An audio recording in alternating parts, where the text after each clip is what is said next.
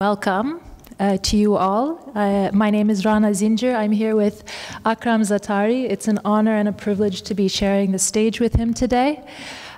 He's here as part of the Boğaziçi Chronicles program, which is the brainchild of Boğaziçi University. It's a commendable effort to invite and host world-renowned artists, thinkers, and writers here in Istanbul for an extended period of time to contribute to the cultural community of Istanbul and connect it to Boğaziçi University scholars, students, and beyond to the community of Istanbul itself.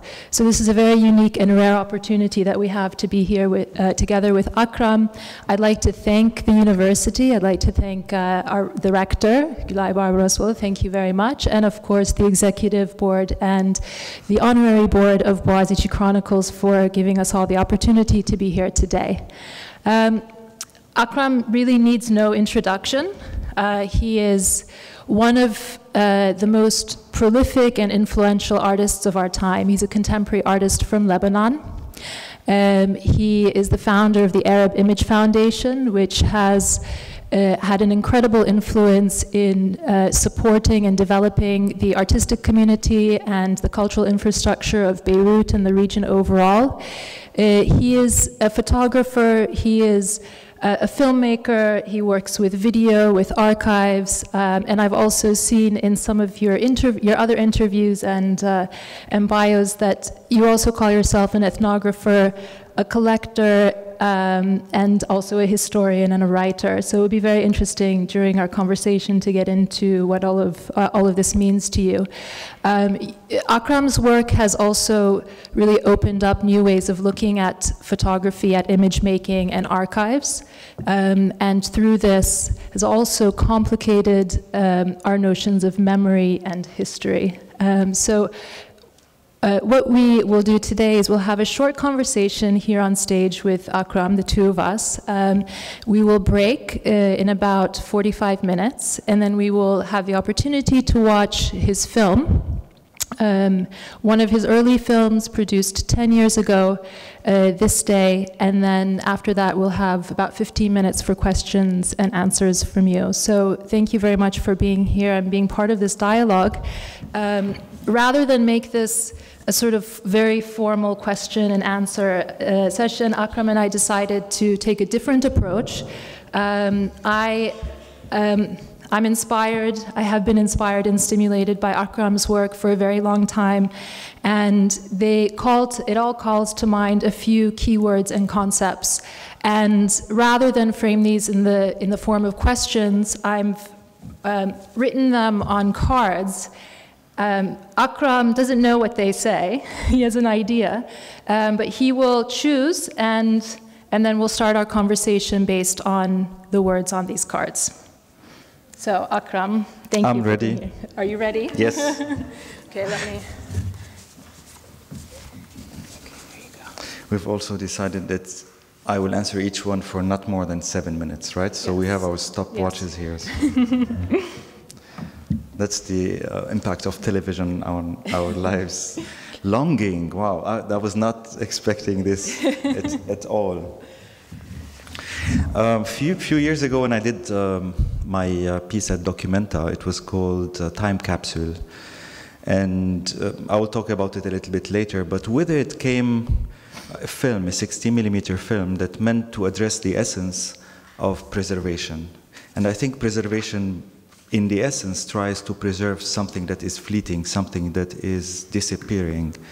Primarily, everybody actually thinks of preserving life. This is why we do all sorts of scientific inventions trying to preserve this. On a personal level, I think we try to preserve so many other things, like happiness, love, desire. It's all of those intangible, I think, issues that escape our understanding of, or that escape our capacity of seizing them, understanding them, in order to preserve them so that we can be happiest forever. And I think this is where our interest in keeping things, collecting them, preserving them, this is where it all starts.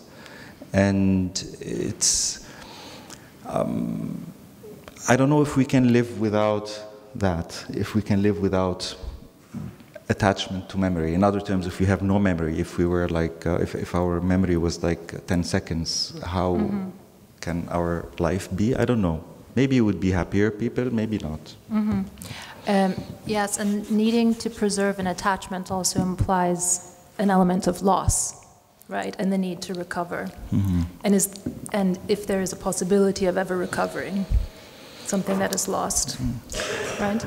I don't know if that is inspiring. Like in a very kitschy way, I think like old singers used to always say, we have to suffer in order to be inspired, and we have to suffer in order to write properly and sing properly. And it is this longing for something that we don't have, that keep us actually creative and stimulates us and trigger in us something loving to something that we lost. This is also, this is why like the poetry of exile is so beautiful. So I'm trying not to be nostalgic, but I think it's slightly inevitable when we talk about loss, not to be nostalgic slightly.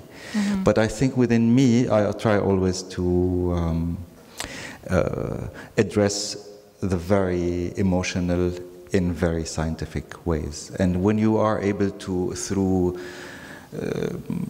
when you are able through,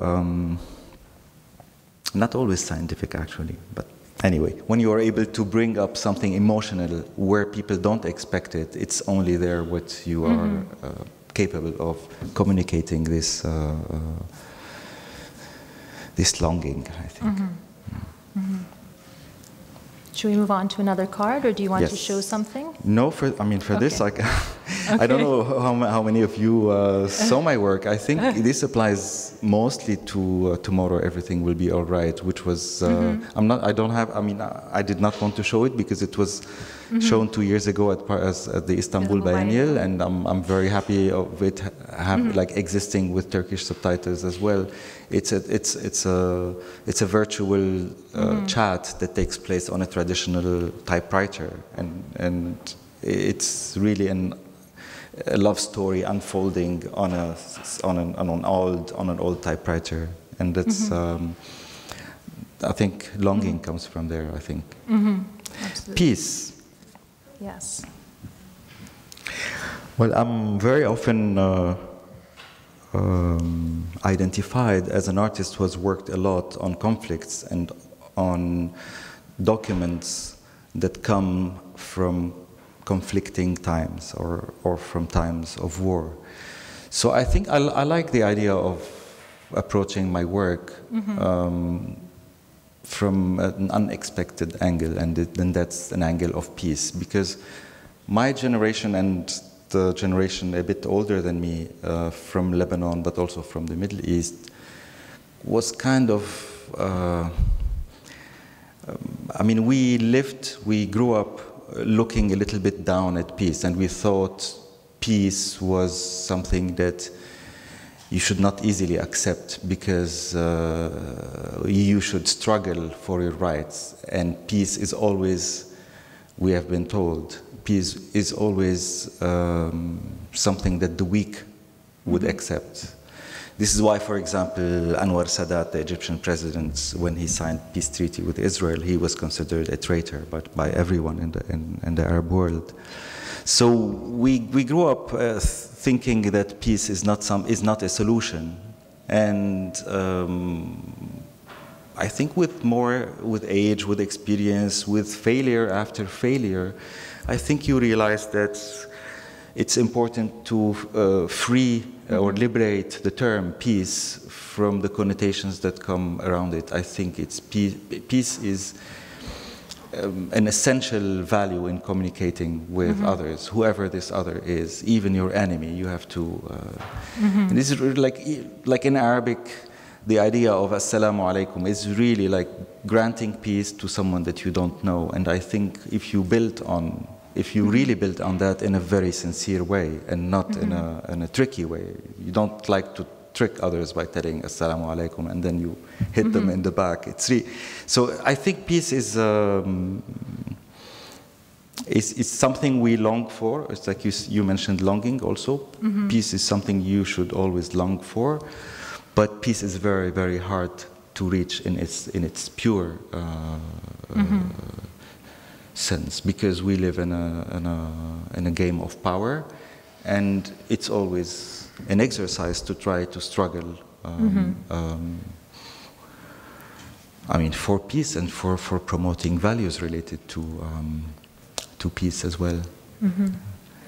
Yes, and associated with peace is the notion of, as you said, how to approach the other, and concepts around, they are, you had used the word kitsch or cliché in the previous, under the previous word, but I have also found that in many circumstances, it does, in places that are beset by long-term conflict and long-term peace-building efforts, that it becomes a stale term. Yet, in addition with terms like reconciliation and so on and so forth, but those are also notions and ideas to continue to hold dear.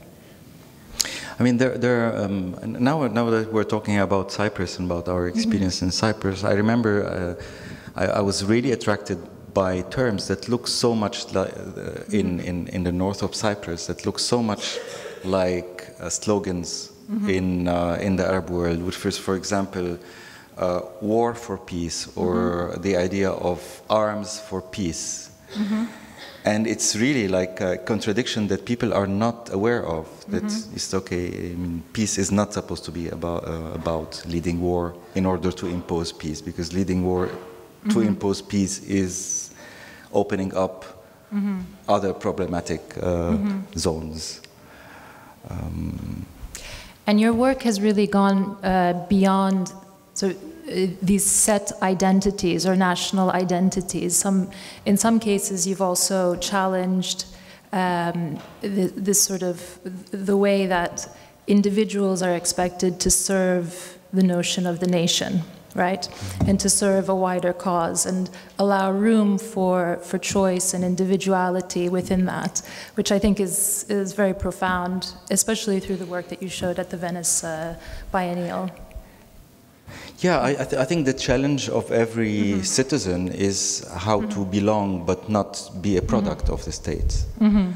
And doing that project, Letter to a Refusing Pilot, for the Venice Biennial, this is a film and an installation that I kind of that I created while addressing an Israeli soldier, a particular Israeli soldier named Hagai Tamir, who refused to bomb a school in South Lebanon in 1982. And while doing it, of course, I was feeling that I'm walking on a mind field, because on one hand I wanted to salute his gesture as an individual, and on the other hand I don't want to be misunderstood as someone who is praising the Israeli army. So yeah, I'm probably I'll show this in my exhibition at SALT next December, in the coming December. So it's really tricky to try to make peace in a territory full of minds and full of people who actually want to destroy peace. I'm trying to think of if I ever have the work for Venice was actually, I'm going to show you a picture of it, was an installation that starts from there, actually. These are my albums, my photographic albums at the age of 16. I was learning photography and I was taking a lot of pictures of my sister, my mother, plants that I used to take care of at home. But from time to time, when you look at the negative, which is like a roll, you see like plants, and then next to them you see something like this, explosions. That was because we were going through the Israeli invasion of 1982 and being like really interested in capturing the moment that photography provides, I was taking these pictures as well. And so in the album, I kept them in an album, and a few years later, I made this work with them. And let's see if...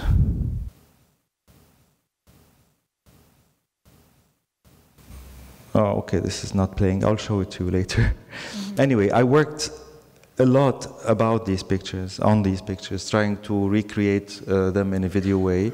And I showed them in Venice, facing a film that is actually a portrait of the school today, a portrait of this secondary school in which I spent my childhood.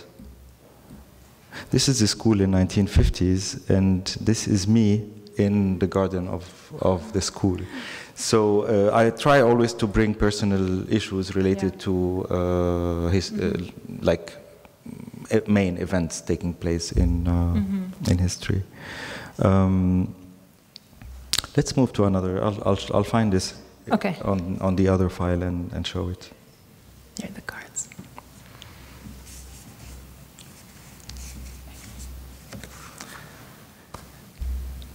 History. History. You can also think about it as a historian. Let's leave this till the end, can we? Okay. Okay. Pick another one. Chronicle. I wanted to put Chronicle in because you're here as part of the Boğaziçi Chronicles program. And I found that very interesting because while you're here, you're also keeping a chronicle, a daily record of your time here in Istanbul. You're also somebody who thinks very much about the process of recording in your artwork. And there is this element of chronicle, chronos. It derives from the Greek term for time. And time is also such an essential component of the way that you frame your work and your approach to your work and to images and photography. So I thought that this would give us an opportunity to open up many, many layers of Akram. Yeah, of course. I think growing up in situations of war make us take notes, visual notes, written notes, words. I did this, but my brothers did it too. My cousins did it too. I think in the early '80s. And a few years ago, when I decided to do a project about how did we record those times, growing up in different angles, how did we record that period of 1982, each one from his or her own home, I found tons of documents, things that look like this. That's, for example, my personal. I used to, you see, on the far right, I used to. On the far right, I used to. This is the 6th of June, 1982, the day of the Israeli attack to Lebanon, the first day of the invasion. So on this page, I took notes that I took pictures, and those are the pictures that I just showed you that were kept in these albums. And later, I did this video that is. Yeah, I don't know why it's so I reconstructed those this air raid that happened in the afternoon of June 6, 1982 by using pictures. What I'm saying, like starting from chronically, you can do so many things as someone who's looking back at existing documents that you consider as a chronicle. Period, whatever.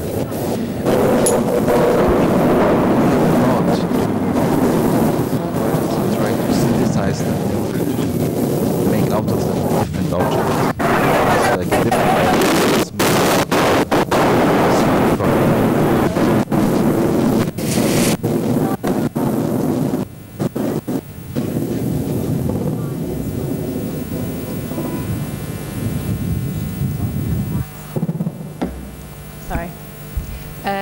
And then this concept of time, because you deal with material and, let's say, evidence that, you know, could have been buried, comes from archives, somehow is found, and comes from another time, but also has marks of time on them. Yet you don't deal with this as a sort of a piece in itself. You reposition it, you invest it with your own interpretation, which is, I think, how you've completely actually reoriented the way that we think about archiving and archives itself. So maybe we could talk about that also a little bit. Yeah, I think time is essential in healing, let's say, or in extension is essential in cooling things. I avoid to work on heated subjects. Heated subjects in the sense, like, I really avoid to enter a discussion between opponents that are really tough on each other, and partly because sometimes I need time to have distance on the subject of the argument, on the war, on the battle, in order to understand what's happening. I really think a war is a tunnel, and while at war you don't see why war is taking place. I think war is like a tunnel. When you exit that tunnel, you realize where you are.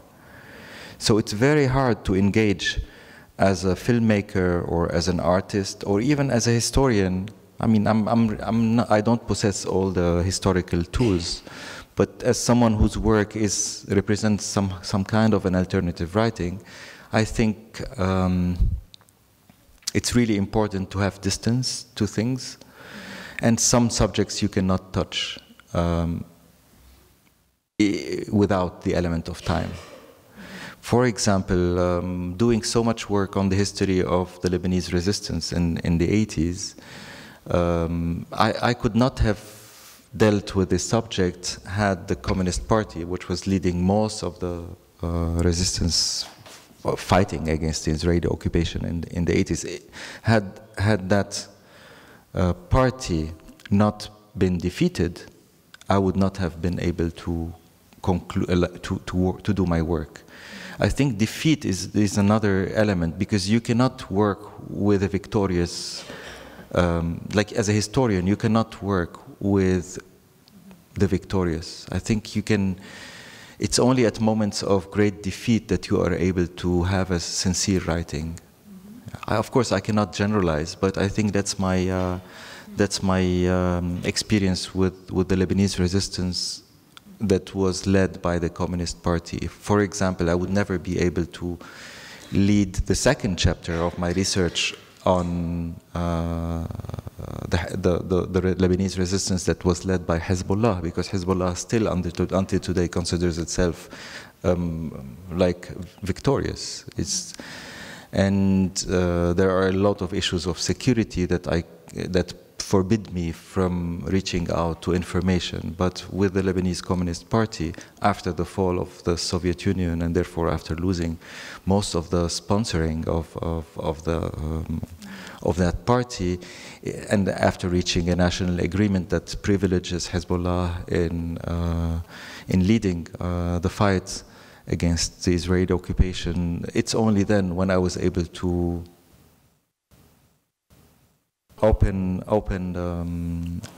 like ask questions, and people would show me their records, give me pictures.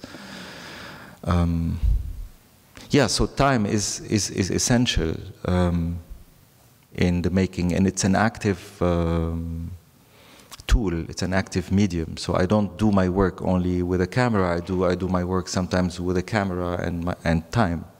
Some films also need to be done over time, because if you film about transformation, how can you seize transformation instantly by allocating 2 weeks for shooting, for example? You cannot. Sometimes you need to wait and shoot things over time.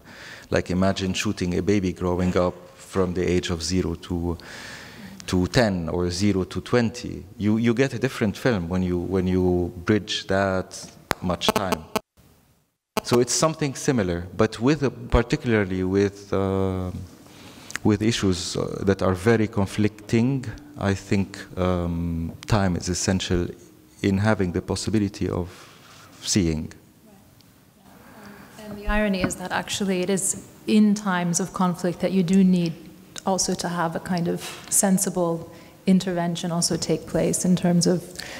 I think part of the responsibility of the intellectual or the artist or the political activist in a way is to try to bring that distance at the time of the thing, but it's really impossible. I mean, it's always a relative distance to situate. Like, it's enough to say sometimes listen to what the other is saying, and listening is like an important exercise at times of great conflicts. But it's not enough to write. It's not enough to be able to reflect on it from a historical perspective. Should we go for another card? Yeah, I don't know if I confuse. I don't know which ones I Chronicle. That was Chronicle. We do that. We have 2 left. Yeah, I'm just checking. Okay. And we left history till the end. Yes. Okay, the resistance and the artifacts. Yeah, let's start with resistance because we're really talking about resistance. I can show you some of my some of the work I did with members of Lebanese Resistance.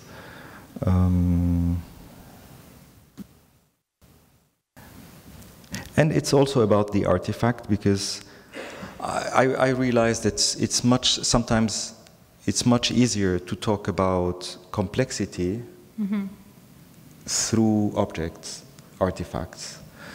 And sometimes artifacts are very, very banal, but when you tell the story of the artifact and the story of the object, then it's not banal anymore at all. On the contrary, it becomes like an object that radiates with information. The letters of former Lebanese resistance fighter who spent 10 years in prison in Israel after having led a military operation against the Israeli army, and therefore he was caught. He was at the age of 16 when he was caught in 1988 in South Lebanon, in the occupied part. So the Israelis abducted him with 8 others. All the others were older than him, so he had to be separated from the group because they could not send him to a prison. I mean, all prisons are made for people above 18 years old, and he was 16, so they put him in a temporary prison with like a younger crowd until he was like. The day he turned 18, they sent him to court. He was sentenced, I don't know, like some kind of like 15 or 20 years in prison maybe. He was released only 8 years later, so he spent all in all 10 years in prison. But he joined prison in 1990. And these are the letters that he used to send to his family and basically addressed to his mother. And I was struck.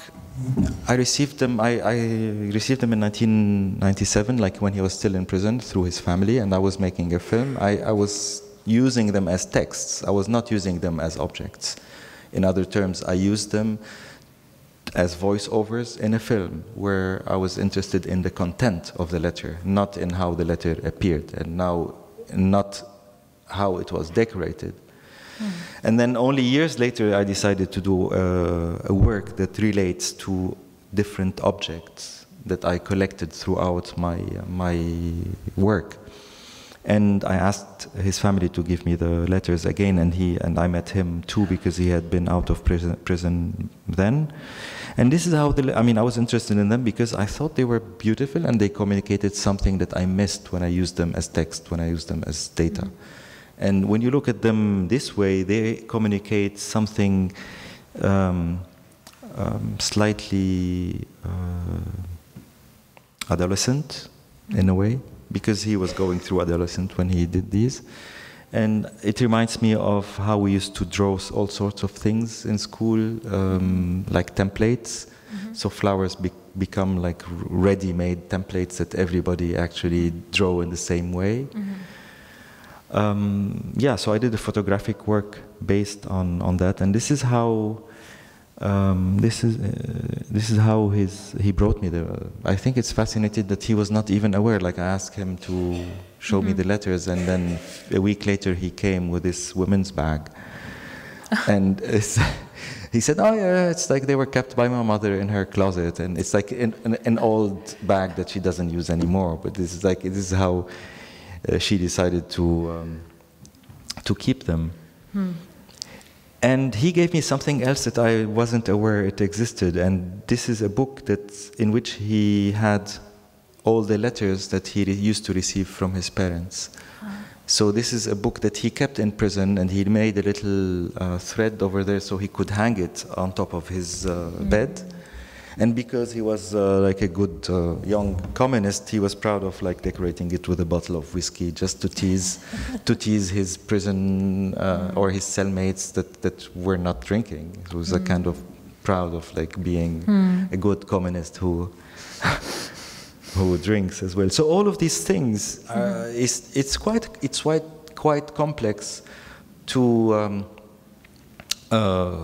communicate the state of mind of a young soldier who believed in a cause, who was part of a political party at the age of 16. How do you communicate this in a not a pompous way, but in a very human way? How as a historian would you understand, or like in other terms, does history care? History with a big H. Yeah. Does it care for these little lives? And I think in my work, this is what I'm interested on, using pictures, but also that's him at the age of 14 when he was getting his military training. So it's like, does history really care? I don't know. I think it does. And I try to lure it, even like try to convince people that it is possible to communicate little emotions of little people, of insignificant people also. And I think it's by looking at those documents, you have a wider understanding of what war is actually, when it translates on the ground, what war is, and how does one join war at the age of 12 or 13 or 14.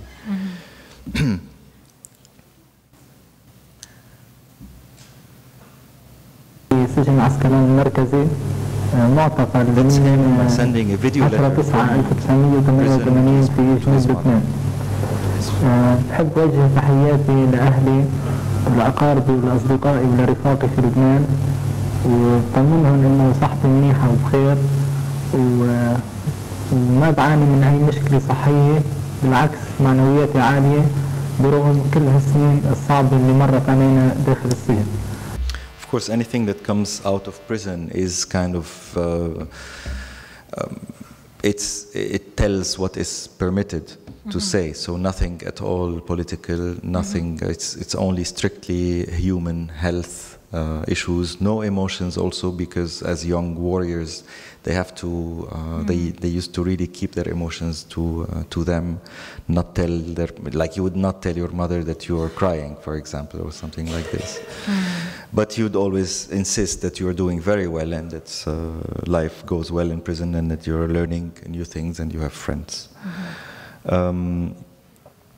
What he gave me also that I didn't have is like this set of beautiful pictures taken in prison from 1993 and on of him and his friends posing to an Israeli cameraman.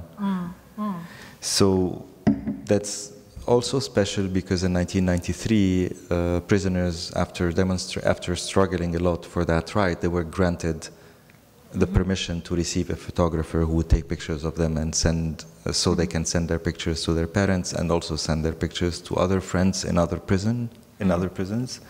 And yeah, that's also like a series that I worked on a few years.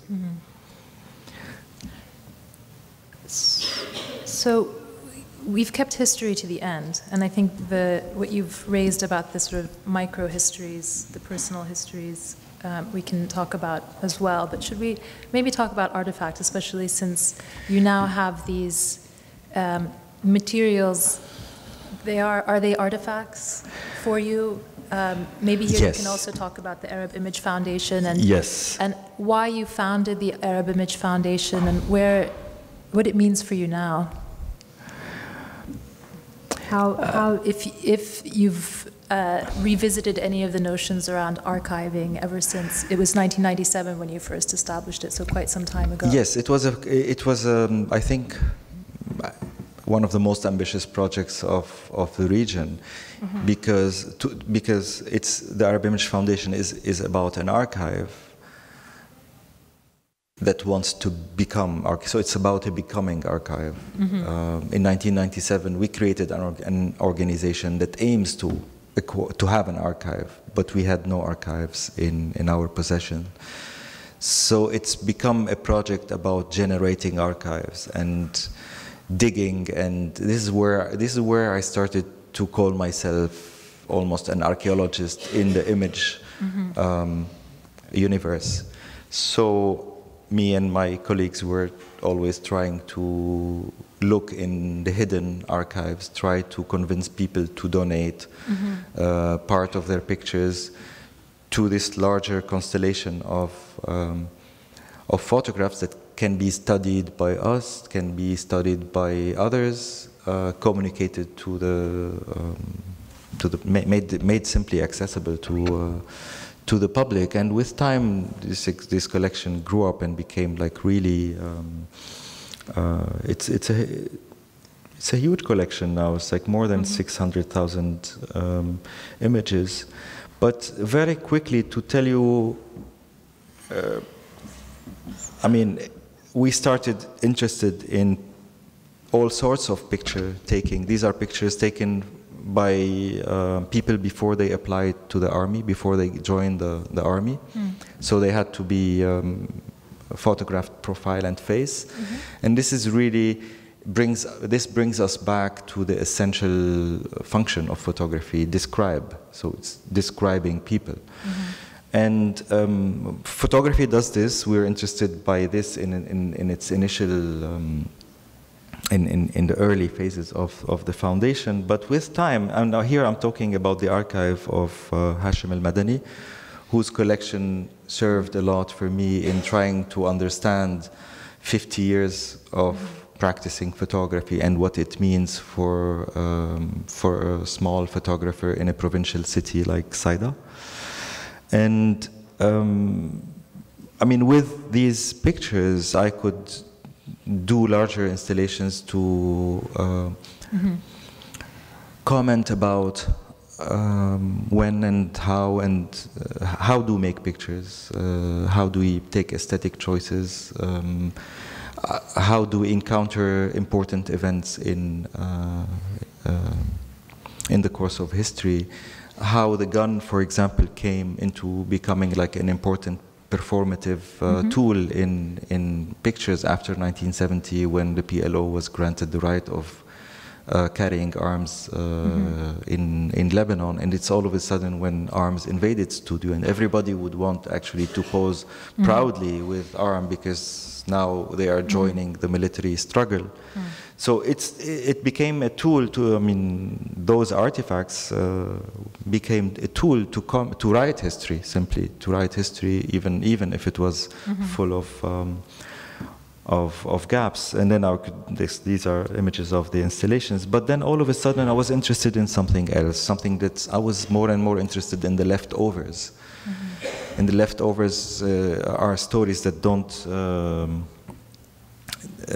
that did not interest many. And you ask for these pictures. So there are pictures of a woman who took. Who went a lot to this photographer, to Hashim al-Madani, to be photographed, and she did it without asking her husband for permission. In fact, she used to go to this photographer before she got married, and the moment she got married, she still went to that photographer.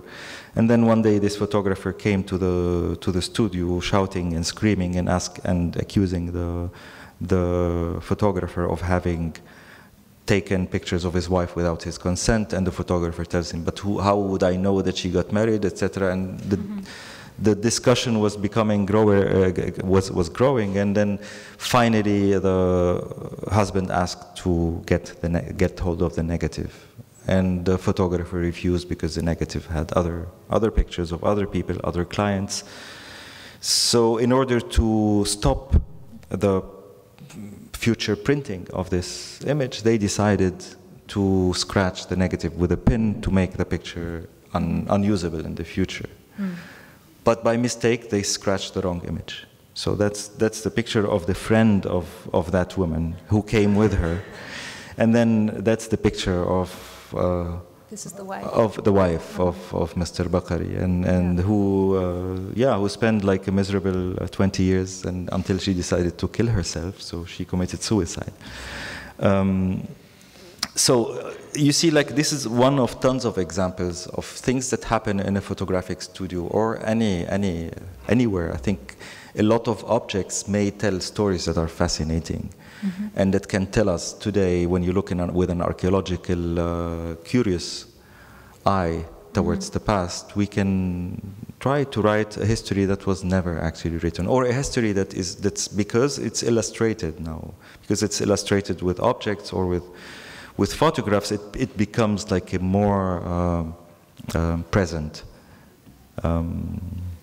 history. Another things, like, for example, this is a contact print. When I saw this contact print for a while, I was like, my God, what's happening? Why is this? You see, it's like pictures. Only few pictures are not dark. So 1, 2, 3, and maybe 4 are pictures where you see something in the pictures. The rest are really dark. And after a while, I realized that I see. It's the photographer who went to take pictures of those people in their place of work. He had a flash with him, but the flash did not go. Once, second time, and third time. So he decided to test the flash, do something to it, and he points his camera to the floor. And you see the flash lights when he points the camera to the floor to test it. It works. So he goes back to those two people and he takes a picture of them, and the flash works. It's a perfect picture. But then when he wants to take a second picture of one of the guys, the flash doesn't work. So he decides to unroll the film, which is like take the film back to the original canister, try to fix the camera properly, and then he loads the film again. But he cannot load it precisely. This is why we have a double exposure on part of the image. And then the flash lights, but then when he tries to take another picture, it doesn't light. So failure, failure, failure, failure, failure. He tries the floor again, it doesn't work, and then it works. He does something to it. He told me later when I asked him about it, he realized that yes, he remembered the story, and he said something was wrong with the wire of the flash. So it was sometimes working, sometimes not. So anyway, he lost like 30 pictures for taking only 3, and it's there where I decided to do this piece called The Flash Failure Triptych, which is like only images of the floor, but that can tell us so much about the practice of the photographer. It's something that successful pictures don't tell us normally. When you go to people's houses, you admire their portraits on the walls, but you don't know what's behind the scenes. And if you're an archaeologist interested in that profession and interested in the day-to-day, since we're about to watch this day, interested in the day-to-day things of the photographer, what a photographer did is not only taking successful pictures, it's really going through hell sometimes in order to reach one good picture to be given. So I mean, I was interested more and more in artifacts and all sorts of artifacts, and even in the studio itself, this is the first reception space, the 3 walls of the reception space in the studio. This is when I started really taking the studio as an archaeological site and take every machine, take every object, even if it was completely insignificant, and work on it. But you are also looking at archaeology now, for archaeology as we know it. So archaeological museum, or even both in Beirut and here in Istanbul, which I think is an interesting turn. Yeah, I mean, what brought me to archaeology after,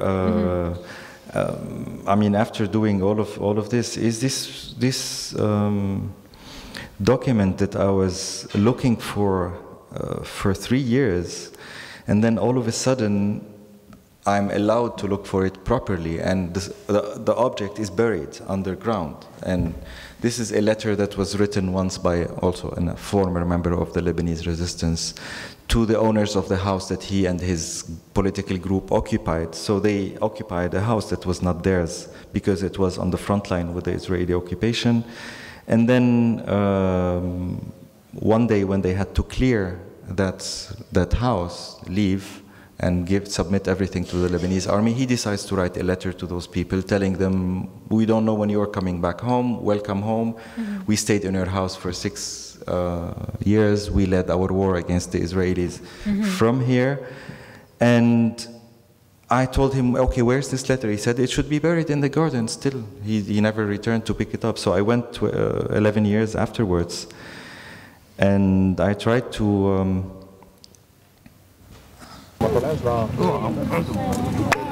I tried to dig it, and I worked for 2 hours and a half, and almost like thought we will not find it, but at the last moment, this guy, who was a member of the Lebanese intelligence, said, I will find it. And he started digging, and it's only then when I had to stop my camera because he did not want to be filmed. But then when we found it,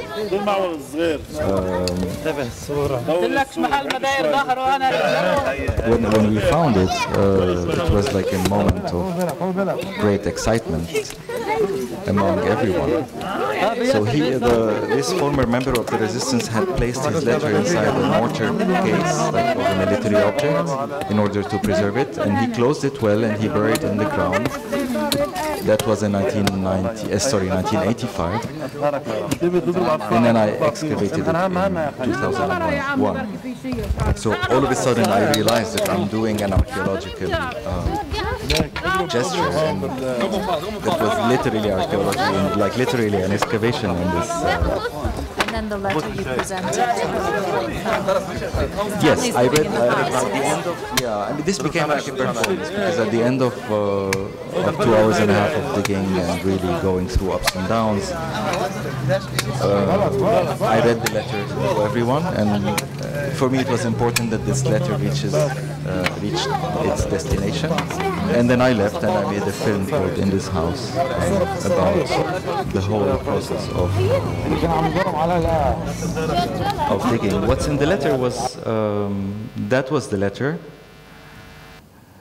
So it says, we, the Popular Democratic Party, we are the Democratic Popular Party in Lebanon, communist party that believes in the eventual triumph of the poor and abolition of man's exploitation of man, written in June 30th, 1991. So it's really a romantic letter that starts with a quote from Khalil Gibran. And it's slightly pompous, because also that was the tone of the times, I think. So he just welcomes them back at home, and he explains to them why they stayed in their house for 6 years. But this actually, what's interesting is, like, I call this work, when I photographed this object coming like as an archaeological object, I called it Letter to a Time of Peace. Because that fighter thought, like, one day in peaceful times this will be excavated.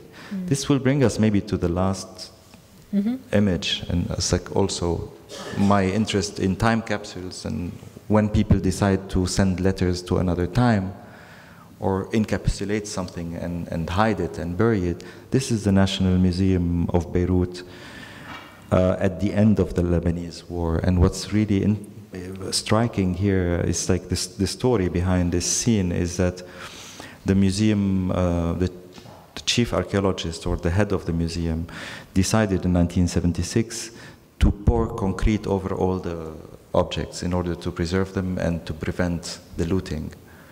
So this is how the museum looked like from 1976 until 1993, until the end of the Lebanese war and until it was possible to break all this concrete apart and take out the...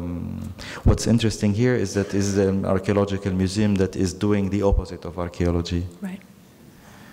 And I think I'll stop here.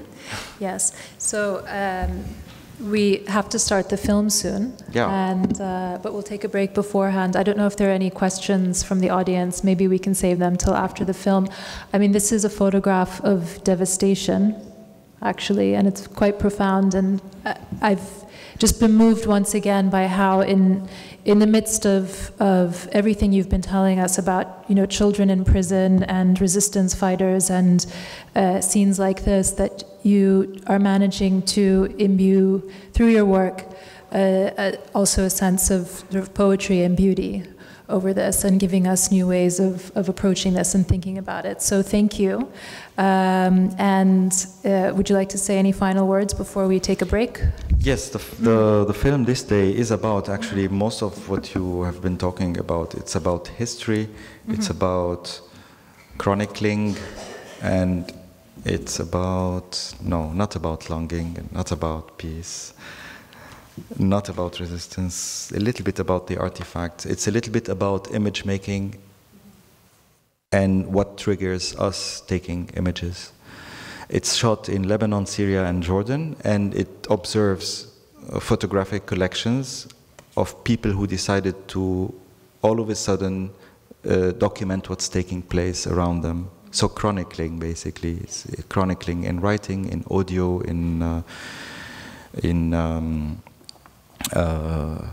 photographs. And what I learned with this film is like to take every picture seriously, even lying pictures, even propaganda pictures, even images of mobilizations. Yeah, I mean, when you observe everything in a laboratory, you take everything seriously. How much time do we have till we come back? 5 minutes. So we'll take a break. Thank you, Akram. Thank you all for listening and being so patient.